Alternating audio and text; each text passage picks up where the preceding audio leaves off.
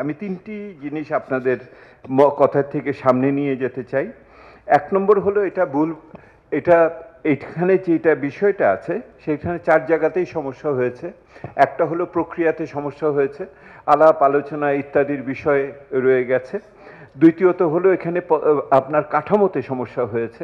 এখানে আয় ব্যয় থেকে আরম্ভ করে অভ্যন্তরীণ এবং বিদেশ ইত্যাদি মিলিয়ে আপনার ক্ষুদ্র মাঝারি বিভিন্ন ধরনের আপনার এখানে যে কাঠামো আছে সেখানে বরাদ্দ বাস্তবায়ন তার কাঠামো ইত্যাদিও নিয়ে অনেক সমস্যা হয়েছে।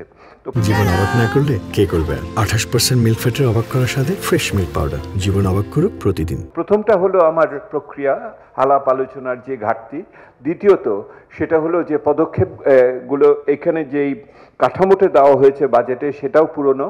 তৃতীয়ত যে পদক্ষেপগুলো করা হয়েছে সেগুলি সবসময় জনগণের পক্ষে গেছে, এটা আপনারা এখানে বলছেন না। বিশেষ করে পিছিয়ে পড়া মানুষের পক্ষে সেই পদক্ষেপগুলো গেছে বলে আমাদের মনে হয়নি।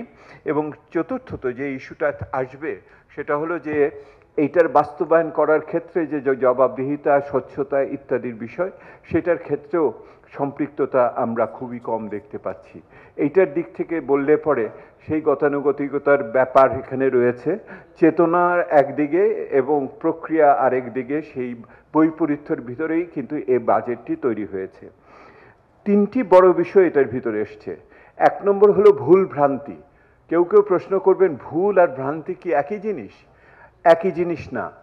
ভুল হলো সেইটা যেটা আপনি মানে সেই অর্থে আপনার জানা ছিল কিন্তু আপনি তো আর পরেও করেননি।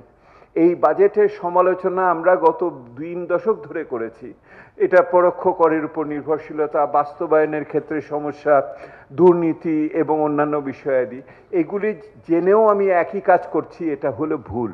আর ভ্রান্তি হলো যে সেটা হলো যে আমার ধারণাগত এখানে সমস্যা রয়ে গেছে, এটাকে আমি বোঝার ক্ষেত্রেই আমার ঘাটতি রয়ে গেছে, এই ভ্রান্তিগুলো ওখানে আছে। অর্থাৎ বাজেটে যে টাকা দিলেই এটা ব্যবহার হয় না, যার জন্য ব্যবহার করি সে তার কাছে পৌঁছায় না, পৌঁছালেও সেই সুবিধাটা সে পেল কিনা, তার মূল্যায়ন করতে পারি কিনা ইত্যাদির বিষয়।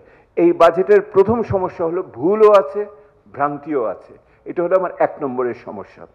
2 নম্বরের সমস্যা আপনারা সকলে বলেছেন, এই বাজেট সেই অর্থে আমার সংস্কার বিমুখ বাজেট। এই বাজেটের ভিতর দিয়ে সংস্কারের যে ধারণা চেতনা আমরা সামনে এনেছিলাম, এই সরকার নিজে আমাদের দিয়ে যে কাজগুলো করিয়েছিল সেগুলোর প্রতি তারা বিশ্বস্ত থাকেনি, অনুরক্ত থাকে নাই, সেহেতু এই বাজেট সংস্কার বিমুখ বাজেট হয়েছে। তৃতীয়ত এই বাজেট সেই অর্থে সাম্য বিরোধী বাজেট হয়েছে। এই বাজেটের ভিতর দিয়ে আয় এবং ভোগ এবং সম্পদের ক্ষেত্রে যেই ধরনের আমার সাম্যের সাধারণ ধারণা আমি আনতে চেয়েছিলাম, সেই নৈতিকতার ভিত্তিতে সাধারণ ধারণাও আসে নাই। সেহেতু ভুলভ্রান্তির বাজেট, আপনার সংস্কার বিমুখ বাজেট এবং একই সাথে বৈষম্য বিরোধী বাজেট, সেই অর্থে সাম্য বিরোধী বাজেট, এই তিনটি, মাফ করবেন বৈষম্য বিরোধী না, সাম্য বিরোধী বাজেট। এবং এই তিনটি চরিত্রই এই টেনে আপনি এর প্রক্রিয়া, এর কাঠামো, এর পদক্ষেপ এবং অন্যান্য বাস্তবায়নের ভিতরে আপনি দেখতে পাবেন।